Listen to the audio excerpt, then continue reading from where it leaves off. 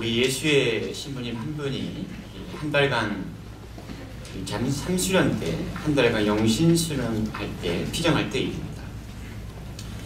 이 이야기는 제가 그 신부로부터 몇 년 전에 연피정을 동반받을 때 제가 어느 지점에서 많이 좀 힘들어하니까 그 신부님이 자기 체험을 저에게 나눠주신 이야기입니다. 신부님 피정 때 이 기도 자료가 바로 오늘 복음이었다고 합니다. 우리가 기도를 하면 이 말씀이 내 안에서 여러 느낌이 올라오기도 하고 뭐 이런저런 생각들이 올라오기도 하고 때로는 어떤 새로운 통찰을 얻기도 하고 여러 어떤 내적인 움직임들이 일어납니다. 그런데 이 신부님께서 오늘 말씀을 가지고 딱 기도를 하는데 반응이 뭐냐면 기운이 쭉 빠지고 나중에는 수험이 턱 막힌 겁니다. 어떻게 오늘 말씀을 복음이라고 할 수 있을까? 어떻게 굿 뉴스인가? 전혀 당신에게 굿 뉴스로 오지 않는 겁니다. 악인에게 맞서지 마라. 오히려 누가 내 오른뺨을 치거든 다른 뺨마저 돌려대라. 원수를 사랑하리라. 이게 과연 현실적으로 가능한 말씀인가? 그래서 신부님은 예수님의 말씀을 이렇게 받아들일 수도 없었고 또 내게 이런저런 어떤 상처를 준 사람들을 용서하는 것도 어려운 일인데 원수를 사랑하라고 하고 너를 받게 하는 자를 위해서 기도하라고 하는 겁니다. 그래서 신부님은 한 이틀 정도 이 마태복음 이 산상수훈을 가지고 씨름을 하다가 그냥 피정을 그냥 그만두고 싶었답니다. 왜냐하면 피정을 시작한 지 한 달간 해야 되는데 한 10일이 지나고 나서 예수님의 이 가르침이 이 집약이 된 이 산상수훈 이 오늘 말씀을 내가 받아들이지 못하면 나머지 며칠 더 피정하는 게 무슨 의미가 있겠는가? 많이 혼란이 왔고요. 그래서 피정을 동반하는 그 필리핀 신부님과 이렇게 면담을 하고 나서 그 피정을 면담했던 신부님이 다시 한번 기도하자고 초대를 한 겁니다. 그래서 다시 말씀 앞에 앉았습니다. 근데 여전히 어떤 자기 안에서 저항이 올라오다가 어느 지점에 가서는 예수님의 이 복음 말씀이 전혀 다르게 신부님께 다가온 겁니다. 한마디로 말하면 예수님의 이 말씀이 너 예수의 신부고 지도자니까 이렇게 살아. 원수를 용서해. 이런 일반적인 어떤 요구라기보다도 하느님과 자신과의 관계가 예수님과 자신과의 관계가 그걸 했다는 겁니다. 이건 전혀 새로운 통찰인 겁니다. 비유적인 표현이지만 오늘 복음대로 하면 내가 하느님께 속옷을 달라고 청했을 때 하느님은 돌려받지 못할 상황에서도 거듭까지 다 내줬고 예수님께 천걸음을 가자고 청했을 때 예수님은 아무런 조건 없이 이 천걸음을 가졌다는 겁니다. 또 예수님은 자신을 7번뿐만 아니라 7번씩 70번을 아니 그 이상을 용서해줬다는 것을 느끼게 된 겁니다. 한마디로 말하면 자신은 정말로 사랑받는 죄임을 아주 깊이 깨닫게 된 겁니다. 나아가서 신부님 기도 안에서는 자신의 어떤 구원의 역사가 올라오고 흘러가더라는 겁니다. 이런 체험을 하고 나니까 자신 안에서 어떤 힘이 올라오는 것을 느꼈다. 즉 용서할 수 있는 힘도 올라오고 누군가를 조금 더 사랑할 수 있는 마음도 올라오고 그리고 그때까지 당신이 뭔가 움켜쥐고 있던 것들을 그냥 놔버려도 괜찮겠다라는 그런 마음이 올라온 겁니다.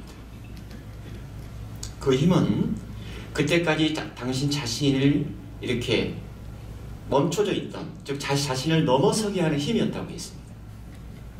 한마디로 말하면 내 힘으로 어떻게 해볼 수 없는 그 무엇을 예수님과의 관계성으로부터 또 그분이 주신 힘을 통해서 나를 넘어서는 것 아주 큰 은총이었습니다. 그때 그분이 저한테 제 신부 내가 그때가 두 번째 회심이었어. 눈은 눈으로 이는 이로 하고 이르신 말씀을 너희는 들었다.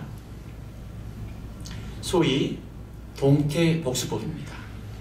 이 법은 유대사에서 이 율법은 다른 사람에게 상해를 입힌 가해자를 처벌할 때 적용이 되었다고 합니다.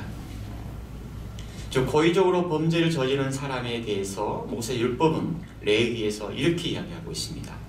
골절은 골절로, 눈은 눈으로, 이는 이로 그가 남에게 입힌 상처를 그에게도 그대로 입혀야 한다. 다르게 말하면 상대방이 내 다리를 부러뜨리면 나도 그 상대방의 다리를 부러뜨려야 되고, 그 상대방의 내 눈을 상하게 했으면 나도 꼭 그만큼 그 상대방의 눈을 상처를 해줘야 되고, 그 사람이 내 이빨을 2개를 부러뜨렸으면 나도 2개를 부러뜨려야 되는 겁니다. 한마디로 말하면 어쩌면 유대인들은 이것이 정의라고 생각할지도 모르겠습니다. 하지만 이 법은 어떤 개인적인 보복 행위를 승인한 것이 아니라 오히려 재판관이 뭔가를 판단할 때 너무 지나치지도 않고 너무 부족하지도 않는 합당한 처벌을 내는 기준이었습니다. 그래서 이 법은 개인이 직접 복수하는 것을 막아주는 법이었다고 합니다. 하지만 생각해보면 이런 어떤 법적인 차원을 떠나서 우리의 어떤 현실적인 감정, 생각은 어떤가? 소위 말하는 법감정이라고 하는데, 누군가가 나를 무시하고 내게 상처를 주고 손해를 입히고 내 멍에를 짓밟고 나아가 치명적인 상처를 줬다면 나는 아무렇지도 않는가? 그렇지 않습니다. 나도 꼭 그만큼 돌려줘야 되고 복수하고 싶고 안간통하고 싶은 것이 우리 인간의 본성입니다. 복수까지 가지는 않더라도 상대가 좀 잘못했으면 좋겠고 벌을 받았으면 좋겠고 무슨 사고로 나서 다쳤으면 좋겠고 좀 더 심하면 그 사람이 죽었으면 좋겠다고 생각합니다. 혹자는 아이고 신부님 저는 그 정도는 아닙니다. 그렇게 말할지 모르겠지만 현실이 이렇습니다. 그런데 더 하느님은 악인에게나 선인에게나 당신의 해가 떠오르게 하시고 의로운 이에게나 불의한 이에게나 비를 내려주신다. 좀 속된 말을 말하면 환장을 넣으십니다. 악인이나 불의한 이는 그에 상응하는 벌을 받아야 하는 것이 정의가 아닌가? 왜 예수님 내 편이 아니고 왜 억울한 나를 몰라주는 건가? 사실 오늘 복음은 저에게도 굉장히 불편함을 주었습니다. 저 역시나 어떤 누군가를 원수라고까지는 하진 않지만 그냥 보기 싫고 만나고 싶지 않는 사람이 있습니다. 어떤 기억은 제 안에서 이렇게 온전하게 용서가 안 되고 떠나보내지 못한 기억도 내 안에 있는 겁니다. 그런데 다시 오늘 복음으로 돌아가서 예수님은 과연 당신 제자들에게 그리고 동시에 오늘날 우리들에게 뭘 원하시는 걸까?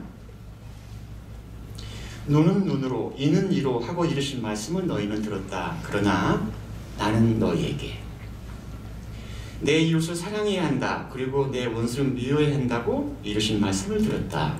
그러나 나는 너희에게 너희는 들었다. 이 화법은 즉 구약의 사람들은 당시 유대인들은 그런 율법에 따라 살아갔지만 나는 너희들이 그런 삶이 아니라 이를 넘어서는 삶을 살라고 초대한다고 저는 생각을 하는 겁니다. 즉 예수님이 우리에게 바라시는 것은 원수를 원수로 갚고 나를 미워하는 사람들을 똑같이 미워하고 내가 당한 만큼 꼭 되돌려주는 그런 인간성이 아니라 지금의 나를 넘어서고 더 고귀하고 더 가치로운 존재로 살아가라는 초대로 저는 이해가 되는 겁니다. 하늘에 너희 아버지께서 완전하신 것처럼 너희도 완전한 사람이 되어야 한다. 여기서 완전함은 어떤 손톱만큼의 어떤 결함이 없는 완전 무게란이 아니라 선인이나 악인이나 다 너그럽게 대해주시는 하느님의 완전성을 말합니다. 하느님 아버지께서는 의인도 아니 악인도 또는 불의한 이도 그분의 자식이기 때문에, 다르게 말하면 아픈 자식이기 때문에 해를 비춰줘야 되고 비를 내려준다는 겁니다. 하느님은. 제 생각 같아서는 악인이나 불의한 이 못된 사람들은 햇빛 한 줌, 비 한 방울도 내려주지 않아야 되는데 하느님 아버지는 그들도 당신의 아픈 자식이기 때문에 그렇다는 겁니다. 그래서 하느님입니다. 즉 벌을 통해서 악인을 돌아오게 하는 것이 아니라 사랑과 자비로움을 통해서 하나님 아버지께 돌아오게 한다는 겁니다. 완전함은 다른 말로 표현하면 자비로움입니다. 그래서 루카복음서에서는 너희 아버지께서 자비하신 것처럼 너희도 자비롭게 되어라 이렇게 표현하고 있습니다. 제가 강론을 시작하면서 이야기하는 우리 예수님의 이 기도 체험은 그저 원수를 용서하고 사랑해야 한다는 의식이 아니었습니다. 원수를 사랑하고 그를 위해 기도한다는 것은 분명히 어렵고 어쩌면 거의 불가능한 초대이지만 내 삶 안에서 하느님 아버지께서 하신 구원의 역사를 내가 가슴 절절하게 깨닫는다면 우리 안에는 어떤 힘이 분명히 올라옵니다.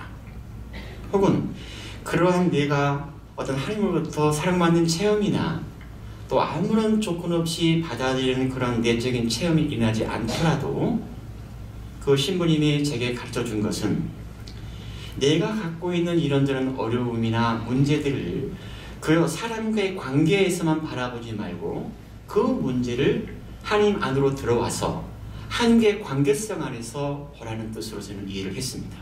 저는 굉장히 중요한 포인트입니다. 즉 하느님과 예수님과 나의 관계성 안에서 바라보고 거기로부터 새로운 통찰을 얻고 힘을 얻고 나를 묶고 있는 것을 버리게 되고 그 무엇을 그저 흘러가게 내버려두는 힘이 올라옵니다. 그것은 분명히 하느님이 예수님이 주신 내적인 힘입니다. 그 힘이 나를 넘어서게 합니다. 내가 어떻게 해볼 수 없는 어떤 어려움들, 문제들을 넘어서게 합니다. 저는 이것을 믿습니다. 종교는, 우리 카톨릭은 하느님이 우리 삶에 힘을 주시고 현존하신다는 사실을 보여주어 우리가 현재의 자아보다 더 높은 존재의 신비로 도달하도록 격려한다. 이 말은 우리 예수의 미국 윌피드 신부가 한 말입니다. 오늘 복음을 통해서 예수님은 우리에게 이렇게 말씀하실 것 같습니다. 상대방이 내게 손해를 끼치고 설령 그가 원수라고 할지라도 그 못된 원수의 인간성을 담지 말라. 너의 존재를 드높이고 너를 넘어서고 너를 초월하고 더 고귀한 인간성을 품고 살아가라고 그렇게 말씀하실 것 같습니다. 오늘 아침에 저는 성당 사무실 앞에 이렇게 앉아있다가 정확하게는 제 방 위에서 이 자카란타 나무를 보다가 웃음이 나는 겁니다. 왜냐하면 벌새 한 마리가 날아와서 똥을 쌌습니다. 날아 앉아있다가 그 똥이 나뭇가지에 묻었는데 자카란타 나무는 화를 내지도 않았고 똥 싸고 날아가는 벌새를 쫓아가서 반가움하지도 않았습니다. 오히려 웃음이 났고 저는 오히려 자카란타 나무는 아침 햇살을 맞으면서 더 환하게 빛나고 있습니다. 우리가 하느님의 그 자비로움까지는 다다르지 못하더라도 그저 어떤 것들은 웃으면서 흘려보내고 바로 자카란타 나무가 저에게 아침에 건넨 말입니다.